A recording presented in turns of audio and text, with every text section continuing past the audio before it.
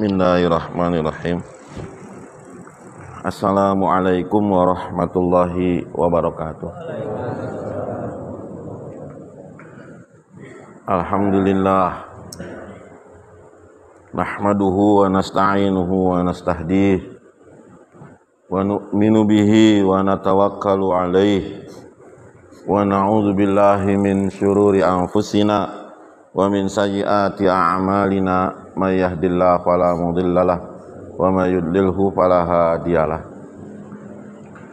Asyhadu an la ilaha illallah wahdahu la syarikalah wa asyhadu anna Muhammadan abduhu wa rasuluh la nabiyya ba'dah sallallahu alaihi wa sallam tasliman katsiran. Amma ba'du, qala Allah ta'ala a'udzu billahi minasyaitonir rajim. Kuntum khaira ummatin ukhrijat linnas ta'muruna bil ma'ruf wa tanhauna 'anil munkar wa tu'minuna billah. Walau amana ahlul kitabi lakana khairal lahum minhumul mu'minuna wa aktsaruhumul fasiqun. Wa qala sayyiduna habibuna Rasulullah sallallahu alaihi wasallam, kullu ummati yadkhulunal jannah illa man aba. Qalu wa may ya'ba ya Rasulullah? Qala man ata'ani dakhalal jannah wa man asani faqad aba. Atau kama qala Rasulullah sallallahu alaihi wasallam. Alhamdulillah, masyiral muslimin, saudara-saudaraku yang dimuliakan oleh Allah Subhanahu wa taala. Banyak orang tidak memahami nilai iman. Sudah diberi iman tapi tidak memahami nilai iman. Kita bisa bayangkan ya, seseorang yang diberi hadiah mobil tapi dia tidak paham nilainya mobil. Sudah diberi rumah tapi tidak paham nilainya rumah.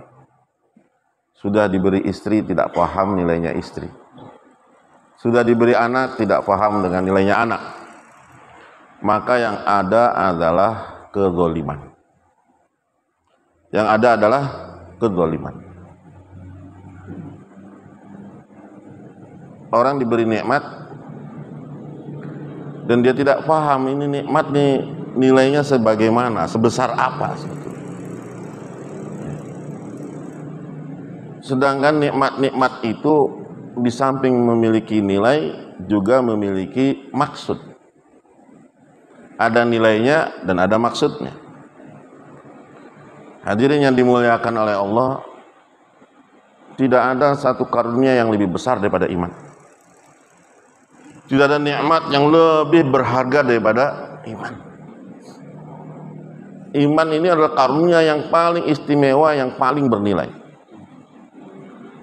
Jadi betapa bodohnya dan betapa jahilnya seseorang yang tidak paham dengan nilai iman.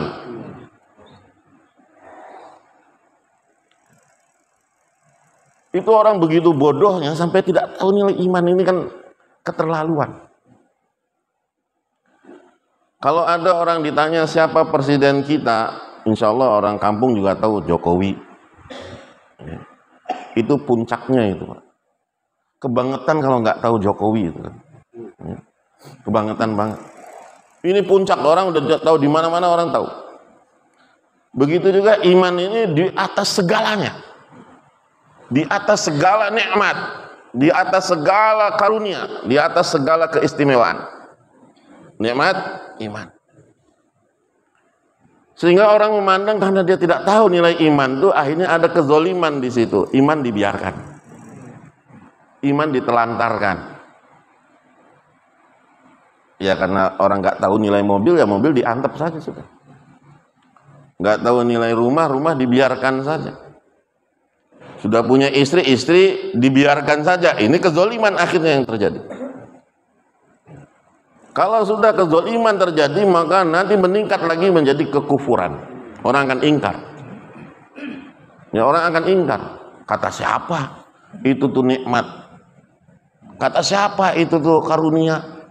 Nah, dia akan mulai mengingkari. Di mana nilainya?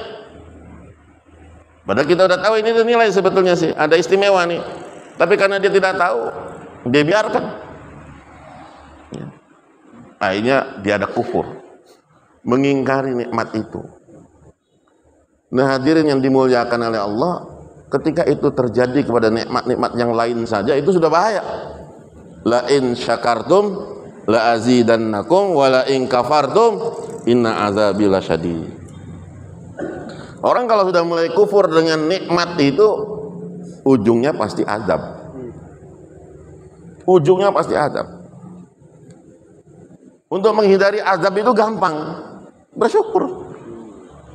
Untuk menghindari azab itu apa? Bersyukur sudah. Orang yang pandai bersyukur insya Allah tidak akan diazab.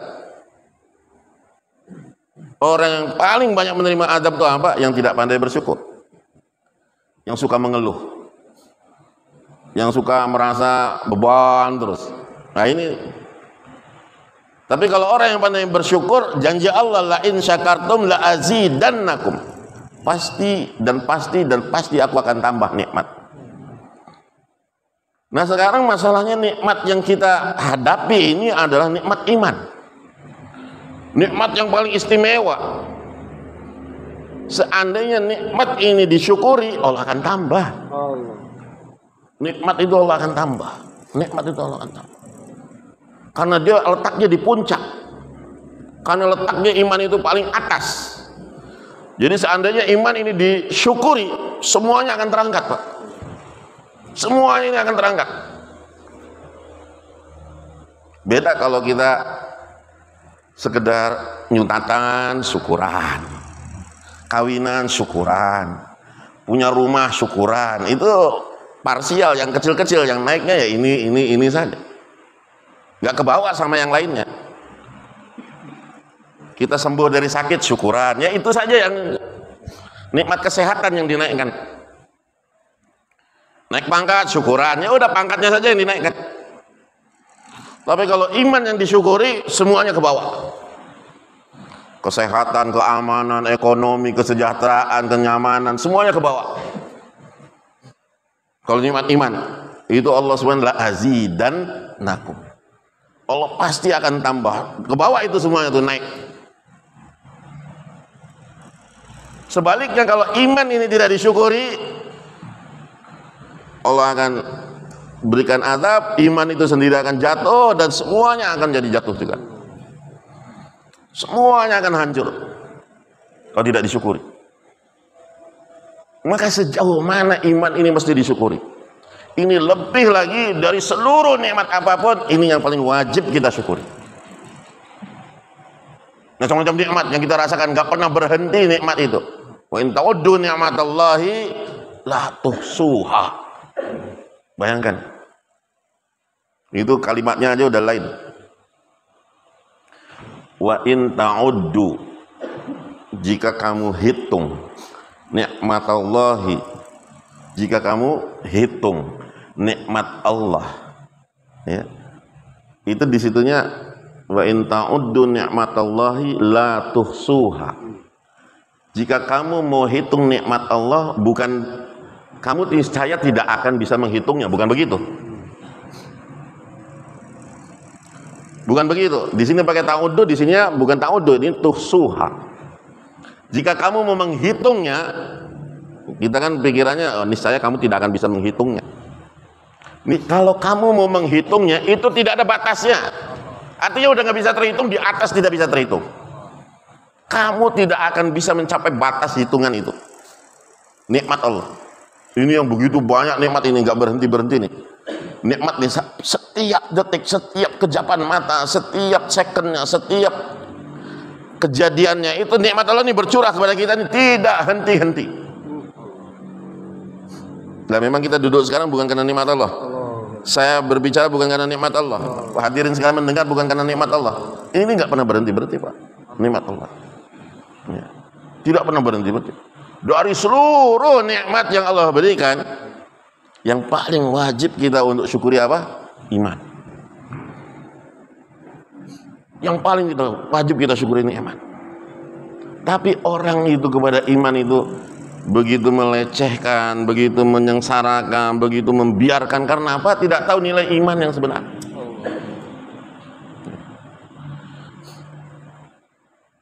Saya pernah ditanya lagi ngisi di Geria di Jogja itu. Ustaz, gimana sih kita kalau bangun tidur langsung nikmat Allah gitu kan? Kan dikatakan di dalam hadis, barang siapa dia bangun pagi, wahamu dan fikirnya, fikir akhirat, maka Allah berikan dia kekayaan, urusannya akan dipermudah, ya, dan dia akan didatangkan rezeki kepada dia, dunia itu datang sambil menghina-hina, mengemis-mengemis, minta diterima.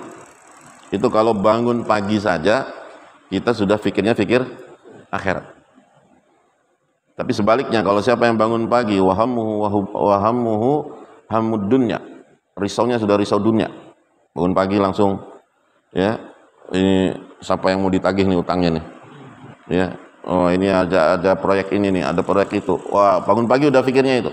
Maka Allah akan masukkan rasa miskin, walaupun dia kaya raya, Allah masukkan rasa miskin, urusannya tidak dibantu oleh Allah, dan rezekinya tidak datang kecuali yang sekadar yang sudah ditetapkan untuk dia. Gimana satu orang bangun itu bisa langsung pikir akhirat? Dia nanya, bagus. Saya bilang, loh, bisa bangun saja itu udah nikmat besar. Betul tidak, Pak? Banyak orang tidur kebablasan nggak bisa bangun. Ada sebagian bangun tiba-tiba sudah stroke. Ada bangun sudah nggak bisa ngomong, udah pelo ininya, mulutnya.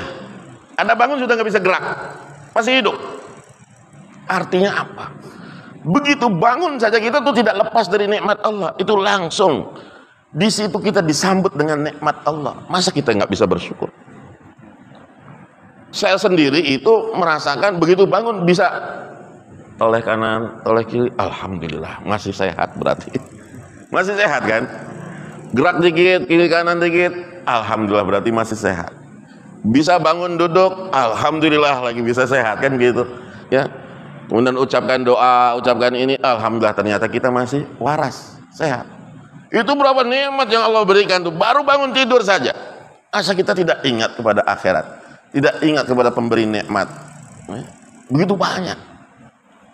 Makanya kalau orang ahli dunia itu ya memang susah untuk memikirkan akhirat. Nah ini hadirin yang dimuliakan oleh Allah, ketika iman itu kita syukuri, ajib Allah akan berikan kepada kita segalanya. Allah akan beri, Allah akan tambahkan kepada kita. Tapi manusia ketika dia lalai daripada iman ini, sejauh mana sih, seperti apa sih nilainya, ya semahal apa harganya, ya ini orang nggak tahu, dia nggak tahu nilai iman. Sekufur-kufurnya orang, hadirin, sekufur-kufurnya orang di dunia ini, ya, semusyrik-musyriknya orang, kalau dapat masalah dia perlu bergantung secara psikologis. Manusia itu, siapapun yang dia jatuh, dia akan cari pegangan secara fisik gitu ya. Kita kalau jatuh akan cari pegangan supaya nggak jatuh. Manusia juga begitu sebetulnya. Ketika dia ditimpa masalah, mau dia orang komunis, mau dia orang ateis, mau dia orang Kristen, orang Nasrani, Yahudi dan sebagainya, dia pasti perlu kepada pegangan. Ya, makanya ada kalau orang itu sebutnya oh my god, ya OMG. Itu sebetulnya bentuk sebagai ya Allah, saya ini perlu Tuhan. Ya kan? Saya ini perlu Tuhan, saya ini perlu Allah, begitu. Kalau kita orang Islam kan gampang. Ya, Masya Allah, Subhanallah, Astagfirullah. Kan kita ada pegangan yang kita sebut. Ya. Maka orang yang semusyrik apapun dia pasti memerlukan Allah. Nah itulah iman. Iman itu keperluan yang sangat fitrah untuk setiap manusia. Nggak bisa lepas. Manusia itu begitu. Orang kalau sudah dalam ketakutannya, dia perlu siapa? Yang mengamankan dia, yang menenangkan dia. Orang kalau sudah begitu kelaparannya, dia perlu sesuatu yang bisa mengenyangkan dia. Kan begitu. Orang dalam masalah pasti dia perlu kepada sesuatu. Nah inilah iman, nilai iman itu di situ. Sekarang permasalahan, kenapa orang tidak melihat bagaimana nilai iman itu begitu berharga? Istimewanya iman tidak nampak, tidak terlihat. Kenapa, Pak? Kenapa masih iman itu tidak terpandang? Oh ini iman ini betul-betul berharga sekali. Karena masih ada ghairullah di sekitar kita. Masih ada ghairullah. selain Allah yang dianggap bahwa itu berharga, itu istimewa, itu bisa menyelamatkan, itu bisa menolong, itu bisa membantu, itu bisa menjaga saya. Inilah yang dimasalah. Baru kita ini akan terasa iman itu betul-betul ketika kapan? Ketika sudah tidak ada ghairullah lagi. Sudah tidak ada iman. Maka pintu siapa yang paling bersedia untuk diketuk setiap saat dan keadaan? Hanya pintu Allah saja. Yang siap digedor kapan saja? Pintu Allah saja. Mungkin kita punya backingan itu, backingan ini, backingan dan sebagainya, yang kita bisa telepon, kita bisa ketuk, kita bisa gedor rumahnya, tapi tidak ada satupun yang punya pintu seperti pintunya Allah. Kapan saja mau digedor, kapan saja dimintai pertolongan, ud'uni astajib lakum. Kamu doa, kamu minta saja, aku akan ijabah, aku akan tunaikan. Kan begitu, Pak. Masalahnya adalah manusia itu tidak mengenal Allah. Karena saking banyaknya ghairullah. Saking banyaknya ghairullah. Oh, saya sehat ini karena obat. Saya sehat ini karena dokter. Selama masih ada dokter, selama masih ada obat, lupa kita sama Allah. Yang mengenyangkan itu makan. Yang mengenyangkan itu nasi. Akhirnya kita selama masih ada itu, kita lupa kepada pemberi kenyang kepada kita, Allah SWT. Nah, hadirin yang dimuliakan oleh Allah, baru kita ini akan terasa ketika ghairullah tidak ada. Hari ini ghairullah itu berperan karena dikasih izin oleh Allah SWT. Diberi izin untuk memberi manfaat dan untuk memberi mudarat. Siapa yang memberi izin? Allah. Karena Allah yang memberi izin. Tapi iman kita meyakini bahwa itu semua hanya bersumber dari Allah saja. Tanpa izin, makhluk la yanfa' wa la yadur. Tidak bisa memberi manfaat dan tidak bisa memberikan mudarat. Nanti baru ketika semua wa qala syaitanu lamma qudiyal amru. Wah, ketika sudah diputus tuh. Lamma qudiyal amru, ketika di hari kiamat sudah diputuskan. Mana yang masuk surga, mana yang masuk neraka, sudah ini kan ya. Udah. Orang-orang kafir di situ melihat. Orang-orang kafir nih. Loh, kok tetangganya yang mukmin kok masuk Islam, masuk neraka juga? Kamu kan muslim, kamu kan ada iman. Katanya orang iman istimewa masuk surga. Kok masuk ke neraka juga? Wah, di situ tambah lagi mereka. Ya kalau gitu sih mending kafir saja. Ini yang sekarang apa namanya, toleransi dengan inilah ada agama Nusantara, agama Indonesia, agama macam-macam. Ini nanti ngerasakannya tuh waktu itu tuh. Loh. Ya. Kamu kan katanya iman katanya akan diselamatkan dari neraka. Loh, kamu kok masih ada di neraka? Tambah ketiga itu, Pak. Betul-betul orang-orang kafir itu.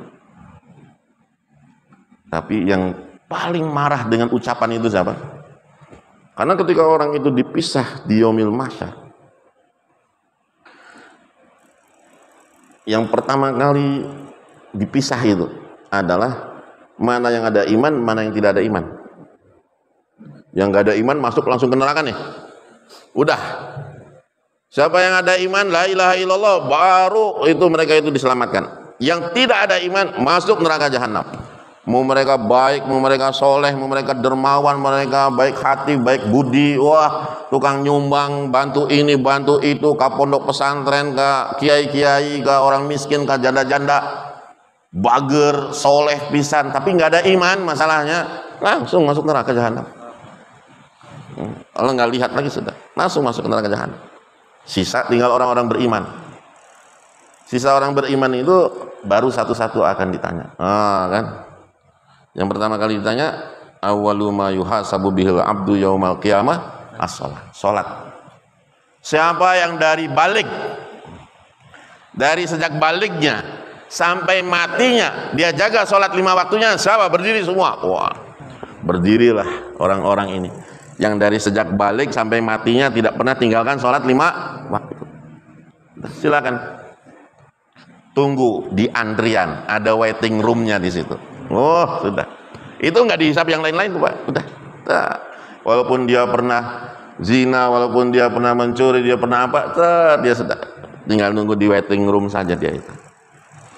Nah, ini yang sesa, yang bolong-bolong sholatnya, ya, yang kadang dirapel, ya, duhur, asar, maghrib, isya, subuh, jadi satu. Yang ini yang belum ada, yang ninggalkan sholat 10 tahun, ada yang baru sholat setelah pensiun, ya, ada yang baru sholat baru pas kawin.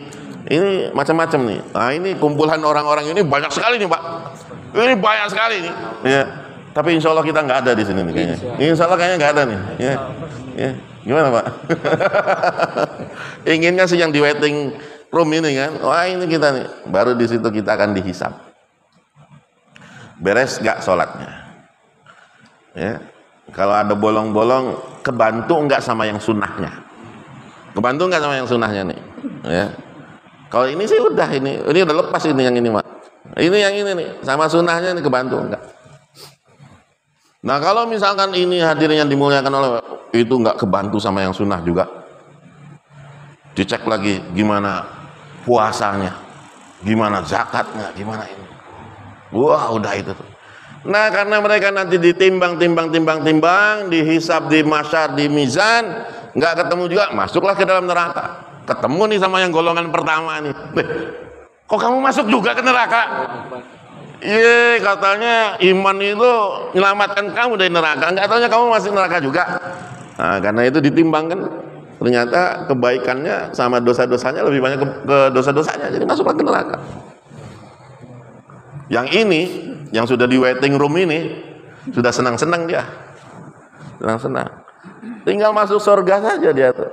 Kalau dia udah lolos itu, bisa tanpa hisab, bisa tanpa sirot, masuk saja. Cuman begitu dia mau masuk ke dalam surga, ada yang protes sama Allah. Ya Allah, nanti dulu ya Allah. Dia pernah menghina saya, Allah, saya nggak terima. Dia pernah punya utang nggak bayar sama saya, Allah, saya tidak terima. Dia pernah menggibah saya, Allah, saya tidak terima. Dia pernah melecehkan saya, Allah, saya tidak terima. Oh, hadirin, yang tadi rupanya itu masalah selesai itu karena urusannya dengan Allah, dan Allah Maha Ghafurur Rahim, Allah Maha Pengampun, Allah Maha Penyayang, Allah maafkan semuanya. Tapi belum dengan urusan makhluk ini yang lain. Hukukul ibad, hak-hak sesama al-adami, ya, sesama manusia itu baru dituntut di situlah. Wah, akhirnya ditarik-tarik dia kan. Disidang lagi sama Allah. Ini urusan dengan Allah sudah selesai nih. Urusan dengan Allah sudah selesai. Urusan sholat sudah selesai. Itu sudah tiket sebetulnya, Mas. Tapi urusan dengan manusia gimana? Yang pertama kali akan narik dia berdiri menentang dia itu siapa, Pak? Istri. Istrinya itu, Bapak nggak usah ceritalah. Oh, saya itu sama istri saya itu, wah, sehidup semati, sehati sejantung. Nggak bisa begitu. Di akhirat itu lain, Pak. Di akhirat itu lain. Dia akan menuntut betul, nggak bisa ya Allah. Istri itu dia akan menuntut kepada suami yang pertama kali dia tuntut apa? Kenapa saya tidak diajak soleh?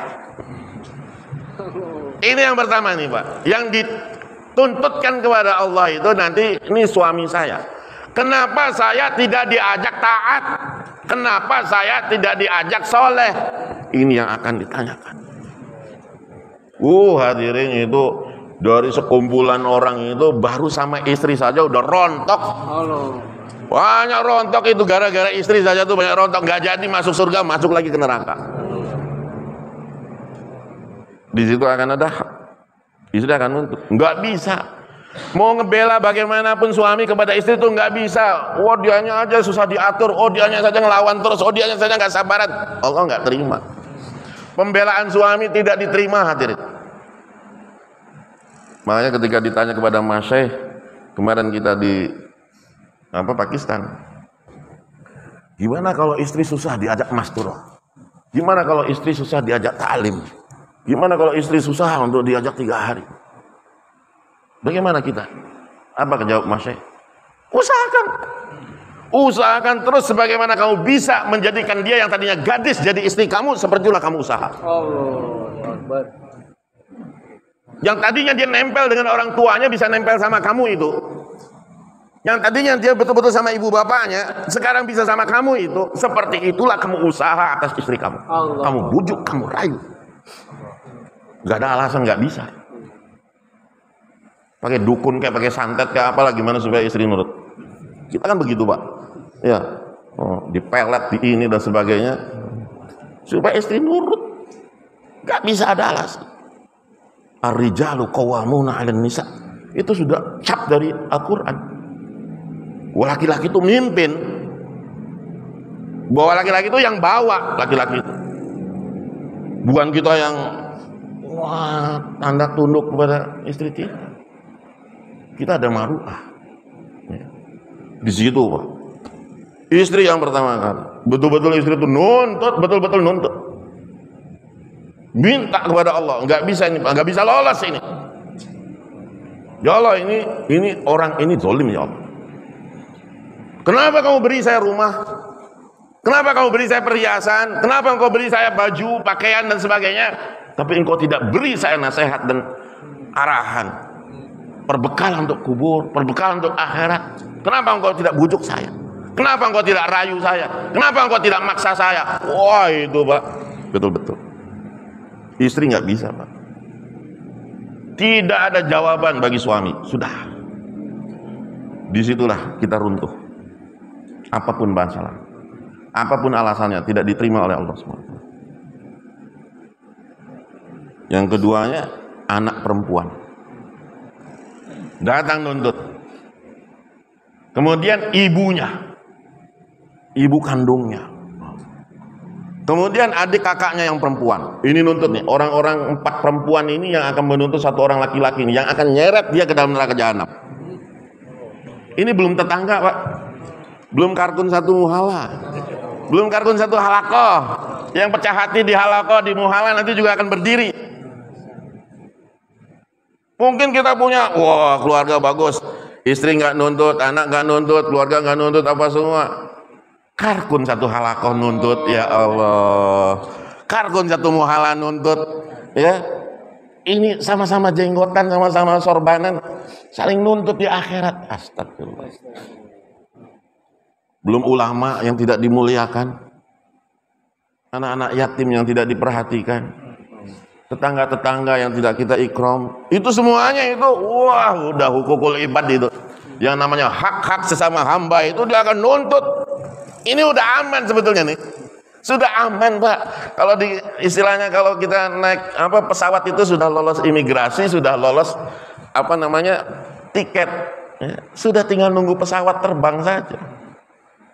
Wah, digerogotin. Pengadilan Allah maha bijaksana, maha adil. Oke. Sekarang kamu punya pahala, kasih ke yang nuntut. Kan begitu. Kamu punya pahala nih, sedangkan dia pahala iman dengan pahala sholat itu luar biasa. Tidak ada pahala yang mengalahkan 2 ini, Pak. Pahala-pahala yang lain itu kalah jauh. Ini pahala sholat. Dengan segala pahala. Pahala sholat tuh gak kehitung betul-betul. Tidak terhitung pahala sholat. Ya. Jadi mulai takbirnya, jangan mulai takbirnya lah, berjalannya, berdirinya, takbirnya, pakai bajunya, belum lagi ini yang mendoakan, tanah yang mendoakan, karpet yang mendoakan, tanaman yang dilewati, batu-batuannya, semuanya itu ngirim pahala itu. Ya. Setiap hurufnya, setiap bacaannya, setiap gerakannya itu pahala semua itu. Itu hadirin yang begitu numpuk itu kebaikan habis. Belum selesai tuntutan dari yang ini keluarga, ada lagi karkun, tapi pahala sudah habis. Ya sudah, dosa kamu masukkan ke sini.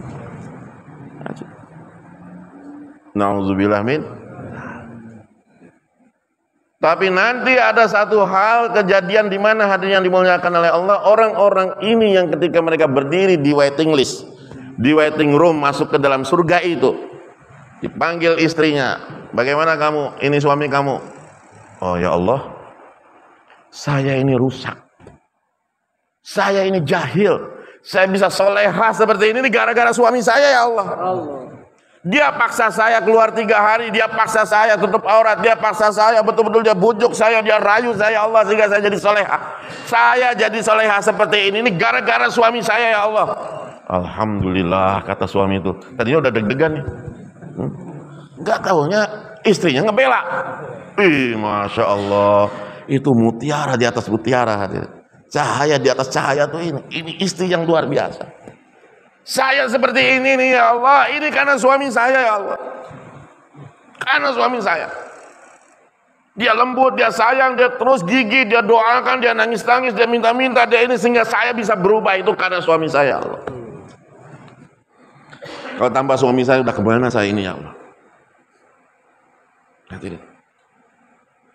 Terus anak perempuan kita. Oh, dia bela bapaknya. Saya bisa begini ya Allah, saya tutup aurat, saya nggak pacaran, saya nggak ambil di luar nikah, saya nggak bergaul bebas, saya bisa baca Quran, saya jadi hafizul Quran, saya jadi ini karena bapak saya ya Allah. Bapak saya ketat sama saya. Bapak saya mendidik saya dengan betul ya Allah. Bapak saya mendoakan saya, bapak saya menjaga saya, bapak saya memelihara saya. Betul-betul ya Allah, ini semua ada karena bapak saya ini ya Allah. Selamat, alhamdulillah. Ibunya juga begitu membela. Ya Allah, ini anak saya ini. Kalau bukan karena anak saya nggak ngerti agama ya Allah. Saya hidup dalam kejahilan. Saya nggak pernah belajar agama. Tapi karena anak saya sungguh-sungguh mendidik saya. Anak saya merayu saya. Anak saya membujuk saya supaya saya senang kepada agama. Saya berubah ya Allah. Alhamdulillah. Begitu juga adiknya, kakaknya dan sebagainya. Oh ya Allah. Langsung dia ini hadirin masuk ke dalam surga bersama keluarganya. Udkhulul jannata antum wa azwajukum. Masuk surga, bawa semua keluarga kamu. Tanpa hisab, tanpa sirat masuk ke dalam surga. Allahumma ja'alna minhum. Ya Allah, semoga Allah jadikan kita seperti mereka. Ini hebatnya Allah itu. Dia memandang nilai orang beriman itu berbeda. Maka kembali tadi ketika cerita orang kafir lihat orang mukmin kok masuk neraka juga. Oh, diejek-ejek, dilecehkan. Kamu katanya orang beriman nggak masuk neraka tapi masuk neraka juga. Orang mukmin nggak bisa jawab tuh. Dia akan betul-betul disiksa ketika itu kan. Karena dia akan lihat itu namanya perbandingan itu. Dia punya amal baik dan punya amal buruk. Pahala sama dosa. Pada dosa ini akan dihisab, dihitung. Hisab itu pengakuan.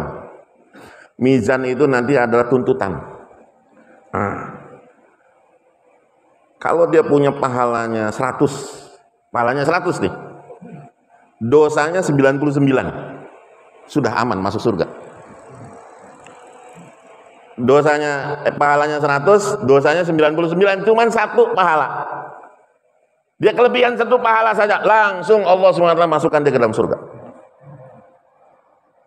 Tapi sebaliknya, kalau dosanya yang 100, pahalanya yang 99, selisihnya 1 nih. 1 masuk neraka. Selama 1 itu, kadar bedanya itu. Kalau bedanya jauh ya tambah lama lagi nih nerakanya. Tambah jauh lagi, beda lagi. Makanya orang kadang-kadang nggak lihat namanya pahala itu seolah-olah nggak perlu, padahal perlunya banget. Ya. Salat sendirian sama salat berjamaah kan beda tuh Pak. Ya. Pakai janggut dan nggak pakai janggut beda salatnya. Nah, ini beda Pak. Itu kadang-kadang di dunia nggak kelihatan, tapi di akhirat akan betul-betul itu. Betul-betul berharga itu 1 pahala itu. Beda selisih pahala masuk surga. Beda selisih 1 dosa saja bisa masuk neraka. Nah begitu, kalau jauh dosanya lebih lama-lama lagi. Maka orang-orang yang mereka ada beriman itu bingung, dibilang kayak begitu. Oh kamu katanya beriman kok masuk neraka juga? Yang marah siapa? Allah yang marah. Allah yang marah. Allah maha cemburu Allah. Allah nggak rela ada kalimat la ilaha illallah dihina-hina itu. Katanya ada la ilaha illallah terbebas dari neraka jahanam. Oh Allah yang marah. Langsung Allah perintahkan kepada malaikat Malik, wahai Malik, angkat semua orang yang punya la ilaha illallah dan masukkan ke dalam surga. Itu maha dahsyatnya Allah. Baru kita tahu nilai la ilaha illallah. Kita baru tahu nilai iman itu disitulah. Baru melongok tuh semua tuh orang-orang kafir. Bener ya. Ya. Ya wadul ladzina kafaru law kanu muslimin. Baru di situ orang kafir bilang, seandainya saya jadi orang Islam. Seandainya saya jadi orang Islam, aduh kadung. Itu betul-betul dia menyesal. Seandainya saya jadi orang Islam, walaupun saya berdosa, bakal diangkat saya itu dari neraka ini. Itu orang itu dikatakan dalam Al-Quran tuh, semua orang kafir. Ya wadul ladzina kafaru law kanu muslimin. Mereka, aduh seandainya saya jadi orang Islam, ada kalimat la ilaha illallah, saya bakal diangkat juga, selamat ini. Itu bedanya. Maka orang beriman ini dia harus merasa betul-betul bersyukur dikaruniai iman, ya Allah. Karena dia akan diangkat dari neraka jahanam ketika orang lain kekal di neraka jahanam. Dia akan dimasukkan ke dalam surga ketika orang yang tidak ada iman, dia tidak akan bakal masuk surga. Maka sekaya-kayanya orang, walaupun dia kaya raya di dunia ini, tidak punya iman, dia orang yang rugi. Mati tambah iman, dia orang yang rugi. Tapi semiskin-miskinnya orang, dia ada iman. Mati dengan iman, maka dia beruntung dengan ada iman. Dia orang yang beruntung. Hadirin yang dimuliakan oleh Allah, kita bisa lihat di sini seperti apa sih iman yang dikehendaki. Nilai ini sudah ada. Nilai ini sudah ada. Tinggal masalahnya adalah bagaimana kita bisa menghargai iman kita. Bisa tahu nilai iman yang sesungguhnya. Maka ini hadirin yang dimuliakan oleh Allah. Selain iman itu kita jaga, iman ini diberikan kepada kita, iman ini mesti digerakkan. Iman ini mesti digerakkan. Kalau iman tidak digerakkan, maka iman akan pasif, iman akan diam, dan iman akan lemah, iman akan hilang. Maka nilai iman tidak akan bisa kita ambil. Manfaat iman tidak bisa kita ambil. Maka mau tidak mau orang beriman ini, dia punya kewajiban apa? Bagaimana dia menghidupkan imannya, menggerakkan imannya supaya iman ini bergerak, terus bergerak. Jaddidu imanakum, perbaharui iman, gerak. Kalau iman tidak digerakkan, iman akan pasif, iman akan melemah, dan iman bisa mati, bisa hilang kalau tidak digerakkan. Di mana-mana yang namanya kalau tidak bergerak itu mati, kalau bergerak itu hidup, betul kan? Ya. Kalau bergerak, oh itu hidup. Tidak bergerak berarti mati. Maka kita punya tugas. Bagaimana iman itu digerakkan supaya hidup, Insyaallah bersedia hadirin. Insyaallah. Jangan biarkan iman itu ada pada diri kita saja. Dia akan melemah, dia akan mati, dia akan busuk. Nilainya tidak keluar. Mesti bergerak. Begitu iman bergerak, maka dia akan menghidupkan cahaya. Dia akan menjadi nur. Dia akan menjadi cahaya. Dia akan menerangi hadirin sekalian. Alam semesta ini bersinar karena orang-orang beriman. Alam semesta ini bercahaya karena orang-orang beriman. Alam semesta ini dihargai, berharga karena orang beriman. Alam semesta ini terjaga, tertata karena orang beriman. Tapi iman mesti digerakkan. Bahkan iman itu lebih berharga seperti darah daripada darah. Lebih berharga daripada darah. Darah itu bergerak di tubuh kita. Jantungnya adalah masjid. Masjid ini adalah jantung kehidupan kita. Sehingga apa? Dikatakan dalam hadis Nabi SAW, al-masjidu baitu kulli taqiyyin. Masjid itu rumahnya orang-orang bertakwa. Di sini perputarannya. Darah akan berputar. melalui jantung, dipompa terus.